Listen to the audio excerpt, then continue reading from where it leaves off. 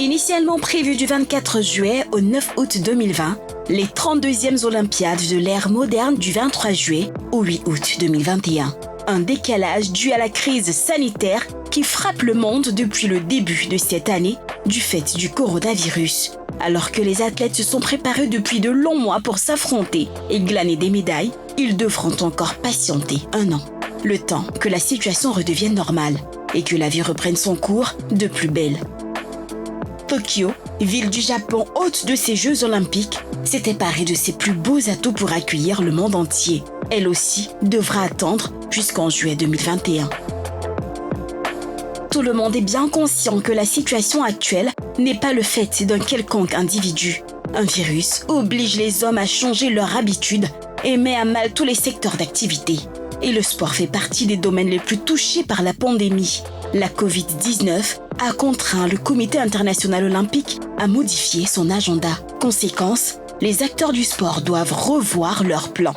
Le report des JO aura-t-il une incidence sur leur saison ou leur donne-t-il encore plus de temps pour se préparer? Mesdames, messieurs, le débat est ouvert. Eh oui, pour l'instant, on ne sait pas exactement ce qui va se passer par rapport aux JO.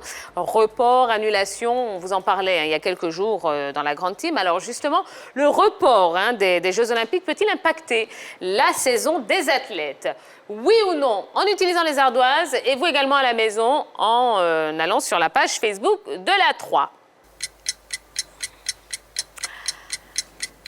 Alors, tout le monde dit oui, et puis on a 2 athlètes sur le plateau, donc c'est parfait. Ils savent exactement de quoi ils parlent. Alors, on commence avec vous, Ruth Gbagbi.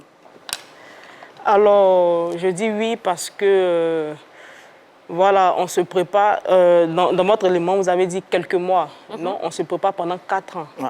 Voilà. Oui. Et depuis 2016, après notre médaille olympique, l'État de Côte d'Ivoire met des moyens à notre disposition pour que nous nous préparions dans de bonnes conditions pour bien arriver performants aux Jeux de Tokyo. Mais malheureusement, ça a été reporté. C'est vrai, avec la situation sanitaire, je suis d'accord avec ce report. Mais après, la saison, c'est-à-dire normalement, on se prépare pendant 4 ans pour arriver performant. Et là, on perd tous nos aptitudes physiques, on doit revenir. Franchement, c'est difficile. Et puis aussi pour des athlètes qui sont déjà âgés, qui étaient peut-être au thème de leur carrière, c'est vraiment difficile pour eux, pour moi. Ouais. Pour eux, c'est vraiment difficile. Comment se remotiver avec les blessures, les articulations, comment maintenir leur forme jusqu'au jeu, alors qu'ils prennent de l'âge. Bon, franchement, c'est difficile. Elle a dit on se prépare pendant 4 ans. Moi, je vais aller plus loin. On se prépare pendant 8 ans. Parce que pour aller à Nouambo pour compétir, c'est vraiment difficile. Et les Jeux olympiques d'Anouambo, c'est quelque chose de particulier. Donc il faut une préparation physique, mentale. Et ça va vraiment jouer sur notre saison. Parce que j'étais le champion. Et apparemment, si on continue avec cette période-là, cette maladie qui ne finit pas, je pense qu'ils vont me retirer mon titre. Parce que franchement, il y avait un semblant de combine là, quelque part, qui traînait. J'ai remarqué, j'ai signalé, mais rien n'a été encore fait. J'attends que tout se... Voilà. Roger Stéphane. C'est un complot international qu'on voit. Oui, il y a un complot. Pendant 8 ans. Alors, comment les staffs et les athlètes gèrent cette situation, Roger Stéphane? J'avoue que c'est vraiment difficile pour tout le monde. Pour les organisateurs, pour les staffs, pour les athlètes. Comment ils gèrent ça?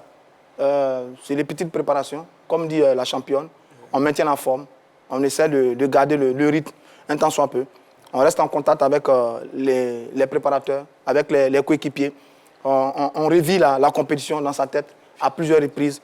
On fait des projections par rapport à la compétition qui vient. On souhaite que la crise sanitaire s'arrête.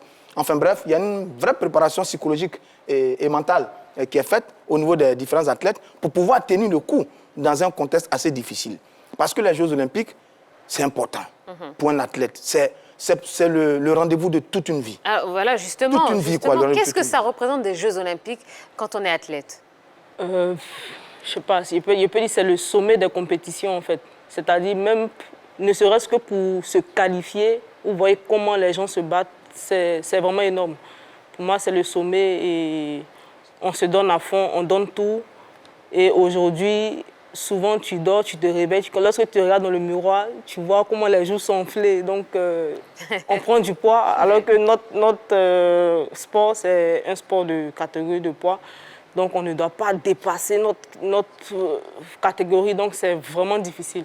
Alors, le président du Comité international olympique a même évoqué une annulation si jamais les Jeux olympiques de 2020 devaient être reportés une seconde fois. Vous, en tant qu'athlète, comment est-ce que vous vivez cette annonce? À vrai dire, je ne veux pas y penser. Je pense juste au report. Pour moi, ça sera reporté d'ici, on va rentrer dans l'année prochaine. Pour moi, tout va rentrer dans l'ordre. Mais dire que les Jeux olympiques seront annulés, pour moi, c'est impensable. Parce qu'aujourd'hui, on me connaît, je suis Ruth Gbagbi. À cause de quoi? À cause des Jeux olympiques. Donc, sans jeu, bon, je peux dire que je n'ai pas de vie parce que j'ai donné toute ma vie au taekwondo. Lorsque je me réveille le matin, mes amis, eux, vont au travail ou vont à l'école, mais moi, je vais à l'entraînement.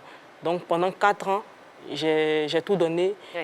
Et après, si c'est annulé, je vais dire que c'est 5 ans de ma vie, excusez-moi, mais que j'ai perdu, en fait. Voilà. Donc, je ne vais pas penser, je reste positive et voilà.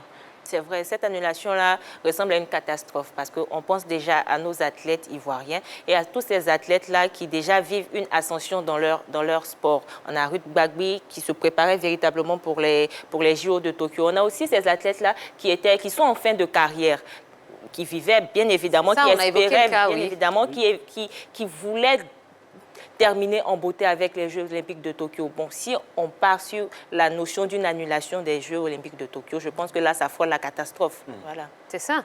On va prendre une réaction sur la page Facebook de la 3. On a Patrick Messou qui nous dit, effectivement, puisque ça sert de stimulant aux athlètes et c'est aussi la lucarne la plus prestigieuse en termes de récompense. Est-ce que les athlètes ont la possibilité de faire changer justement l'avis du président du Comité international olympique? Est-ce que, en essayant de peut-être, de s'unir, est-ce qu'on peut créer une pression suffisamment importante pour justement éviter cette annulation?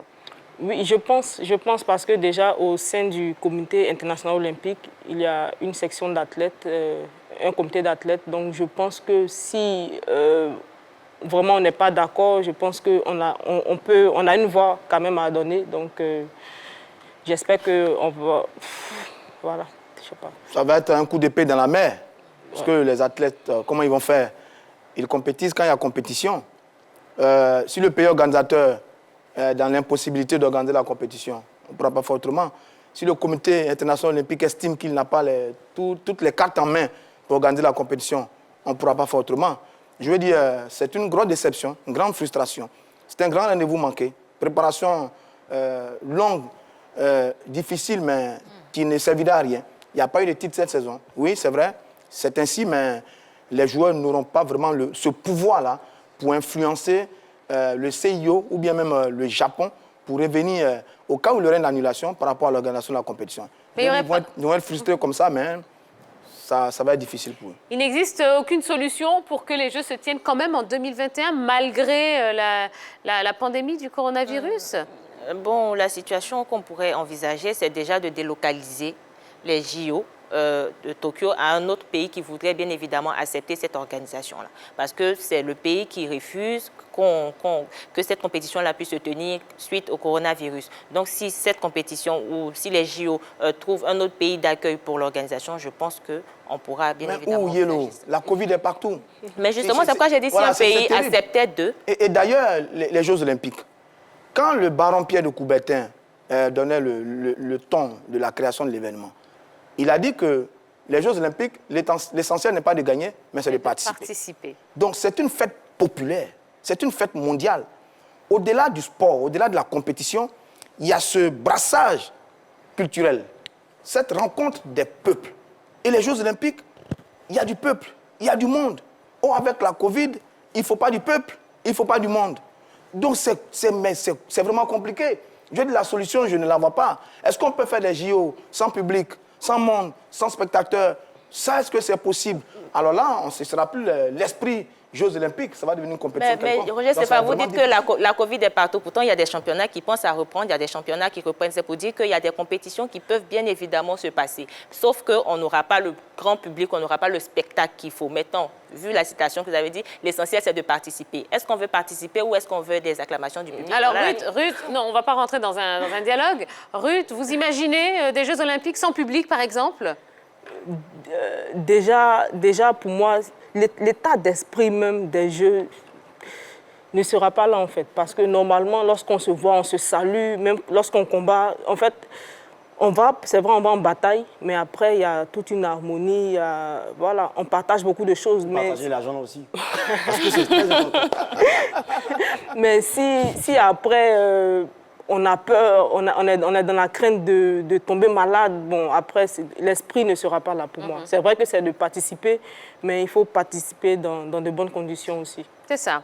On va terminer ce débat en prenant une réaction de la page Facebook. Effectivement, il y a Diabaté Padre Dabira qui nous dit « Le report des JO influencera forcément les athlètes. D'autres n'auront pas la chance de participer à une Olympiade, ni de défendre ou même de tenter de glaner une médaille et même faire des performances dues à l'âge qui est un facteur important au haut niveau. » C'est ça, hein, et on a évoqué le cas de ces athlètes qui ont un âge limite. Hein, voilà.